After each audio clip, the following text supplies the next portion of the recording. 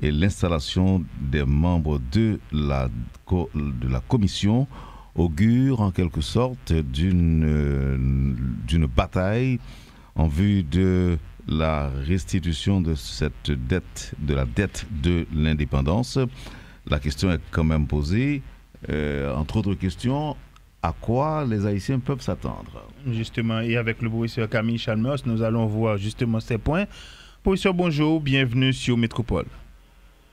Bonjour Métropole, et je salue tout auditeur et auditrice qui a écouté le matin.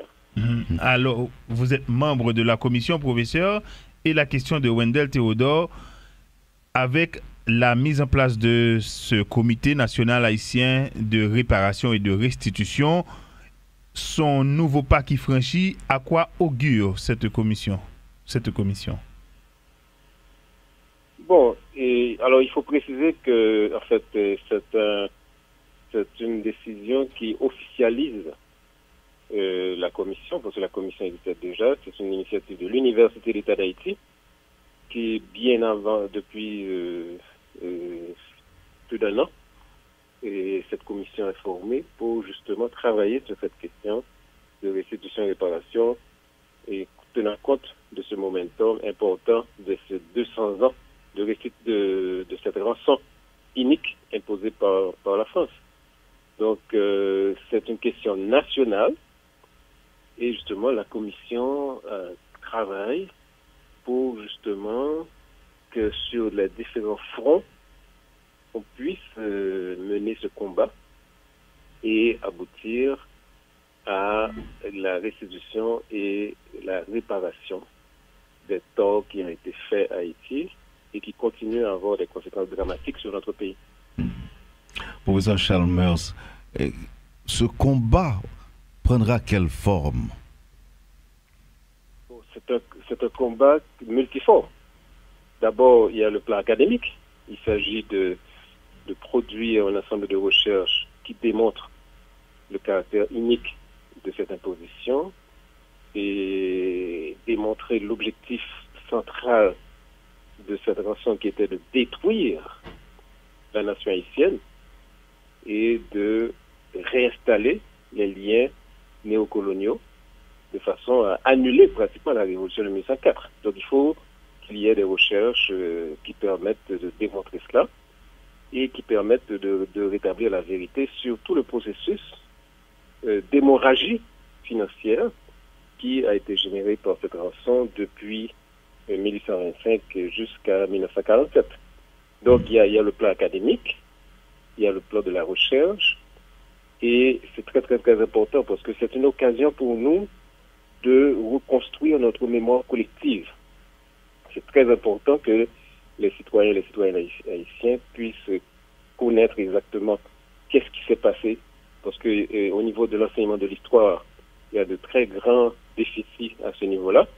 Donc c'est une occasion de reconstruction de notre mémoire historique et qui permettra non seulement de fournir des arguments scientifiques pour mener ce combat sur le plan diplomatique, sur le plan de la mobilisation populaire, sur le plan des alliances à établir tant avec d'autres États qui ont été victimes également de ces mêmes processus néocoloniaux, mais aussi pour travailler dans un processus d'auto-réparation, puisque effectivement cette rançon a été imposée avec évidemment la complicité de l'ensemble de secteurs nationaux qui vont pactiser avec cette nouvelle réalité néocoloniale.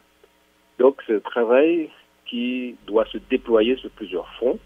Le front diplomatique, le front de la recherche scientifique et le front de la construction d'alliances avec d'autres États et avec d'autres mouvements sociaux dans d'autres pays qui travaillent avec les mêmes objectifs.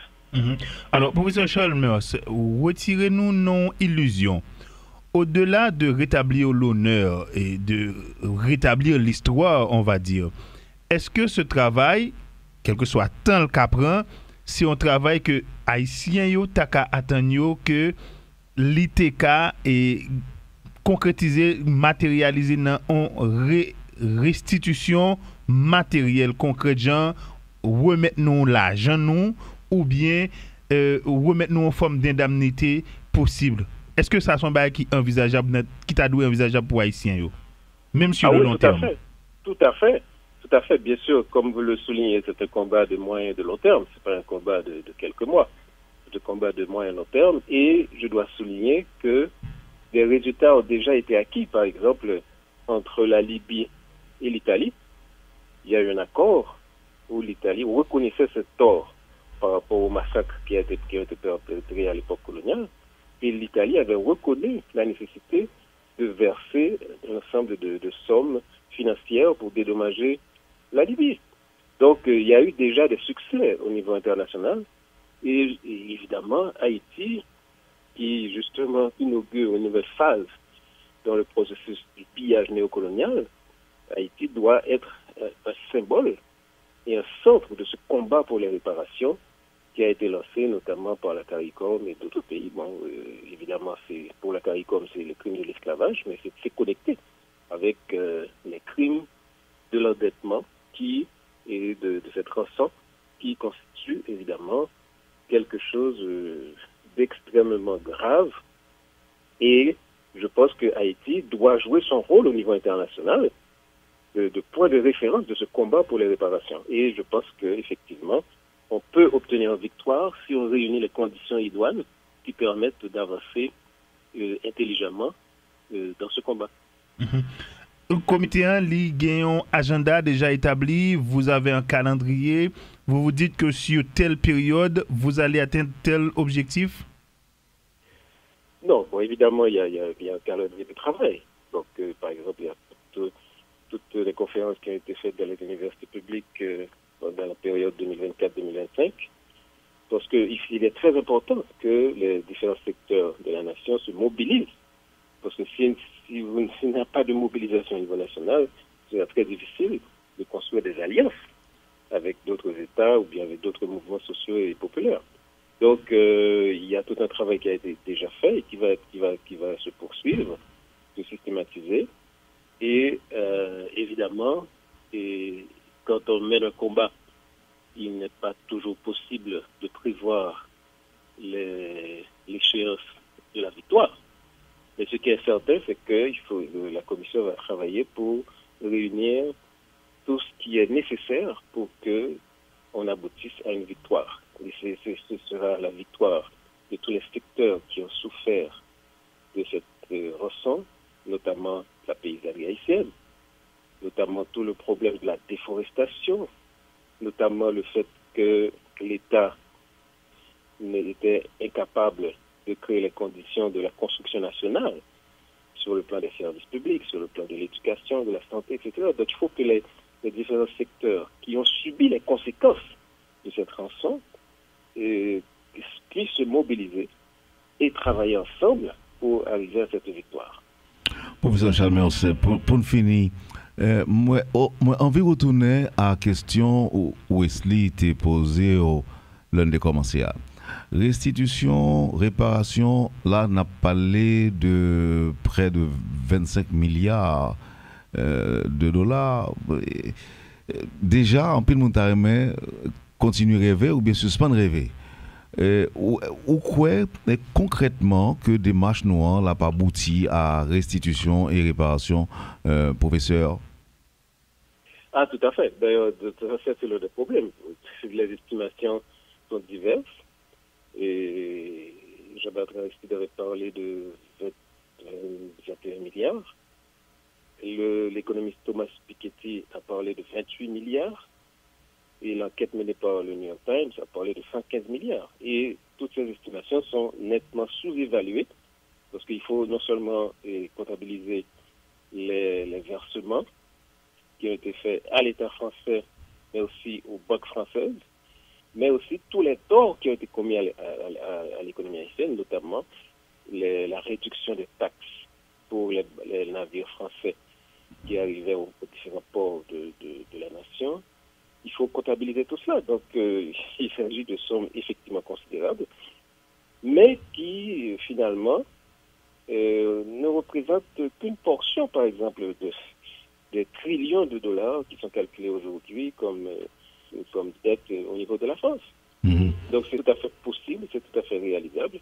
Mais comme je le dis, il faut réunir les conditions pour que ce combat puisse aboutir véritablement et surtout que ce combat participe à la lutte du peuple haïtien pour la transformation interne des structures du pays.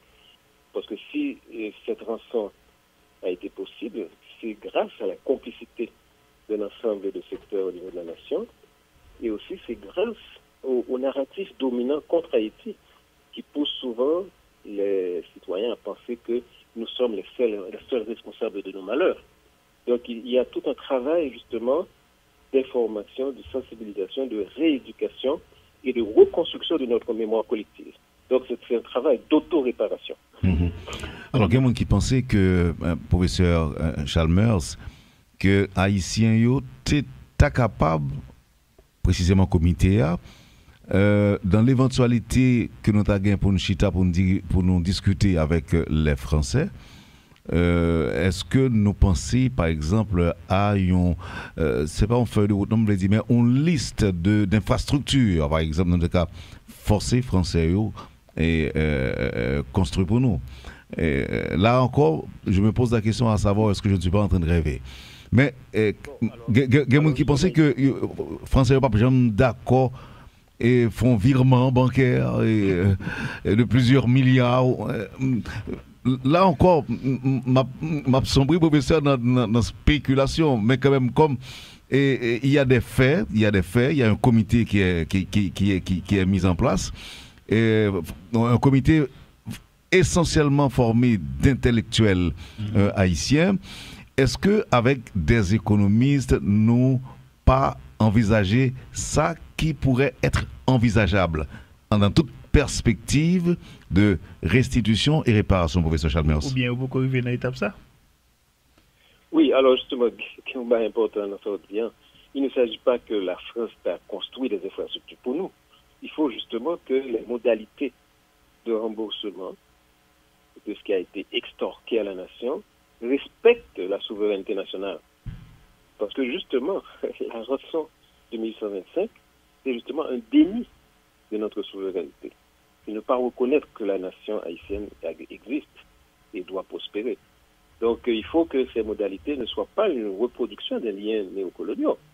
Il faut que ce soit quelque chose qui respecte la souveraineté nationale et que justement le mouvement d'autoréparation et les différents combats à mener pour exiger restitution et réparation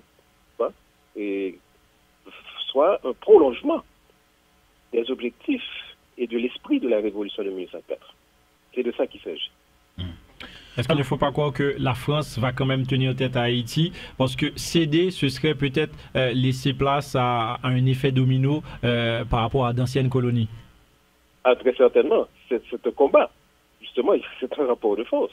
Mais justement, nous sommes dans une conjoncture internationale très favorable où justement, et beaucoup de pays sont en train de remettre en question les liens de dépendance néocoloniale, de redéfinir la nature des relations internationales. Je pense que notre combat doit s'inscrire dans cette dynamique de restructuration des relations internationales pour sortir de la colonisation et du néocolonialisme. Donc c'est clair que la France va résister et elle va utiliser pas mal de stratagèmes pour délégitimer notre combat. Et justement, il faut que nous soyons préparés pour faire face à ces stratégies de délégitimation. Alors, il faut nous finir. Oui, il faut nous finir, mais il y a une question. Allez-y, oui, rapidement. Alors, moi, je vais demander, professeur Chalmers, rapidement, mais très rapidement, est-ce que pas il y a une nécessité d'agencer les vues sur cette question, d'abord au niveau haïtien? Parce que les intellectuels voient la chose sur un plan académique, Chita réfléchit sur lui, etc., accorder les vues avec la France. Mais nous-mêmes, au niveau du peuple, seul ça nous connaît, c'est que son monde qui te pour un cob mal dans nous besoin de remettre nos cobs nous. Est-ce qu'il n'y a pas une nécessité, professeur, d'agencer les vues au niveau haïtien sur ce point, sur cette question? Ah ben bien sûr, c'est justement l'une des dimensions sur lesquelles nous insistons énormément, c'est le travail de mobilisation au niveau national. Mais c'est un travail de mobilisation qui doit être basé sur toutes des travaux scientifiques et justement cette reconstruction de notre mémoire collective. Donc maintenant, les modalités de restitution et de réparation, c'est aussi un choix de travail et on pourra dégager un consensus très large là-dessus, notamment avec les différents secteurs qui ont été les plus victimes de cette rançon. Jusqu'à présent, professeur, il y a des gens qui étaient quoi que un pile haïtien qui était complice, nous avons sale mémoire des anciens dirigeants, mais il a fait quoi que Fanta bien articulé revendications pour français pas porter un argumentaire qui solide et qui t'a rapporté par exemple que position des Haïtiens qui dans le moment dans tête pouvoir par rapport à question ça. Est-ce que nous pensons à ça nous-mêmes tout au niveau du comité? Bien sûr. Bon, il faut dire que ce qui s'est passé en 1825, c'est la rencontre de deux projets contre-révolutionnaires. Non seulement il y a eu le rétablissement de la monarchie en France, mais en Haïti aussi, il y a des secteurs qui ont essayé de construire, de reconstruire un État néocolonial en rupture avec les objectifs et les sacrifices énormes consentis par nos ancêtres pour nous libérer en 1904. Donc c'est clair qu'il faut justement relire cette histoire courageusement et il faut également créer des rapports de force qui permettent d'aboutir à une victoire globale, et ce sera la victoire du peuple haïtien, ce sera la victoire de tous les secteurs qui ont été signés pour payer cette rançon pendant plus de 100, pendant 1825 jusqu'à 1947, n'est-ce pas? Mais également, ce sera la victoire de tous les peuples qui luttent pour une émancipation complète aujourd'hui dans le cadre d'un système international qui continue à effectuer toutes sortes de pillages, de destruction, et dont sont victimes la plupart des pays du Sud global. Nous sommes vraiment contents qu'il y ait un matin avec nous, professeur Camille Chalmers. Ne vous en déplaise, nous quand même annoncé que nous allons davantage au fil du temps. Question pour nous connaître l'état d'avancement de processus là qui ont tout bagayé. Vraiment, nous remercions professeur Chalmers. D'accord, ce sera toujours avec plaisir. Allez, bonne journée, à bientôt. Bonne journée, Radio Métropole.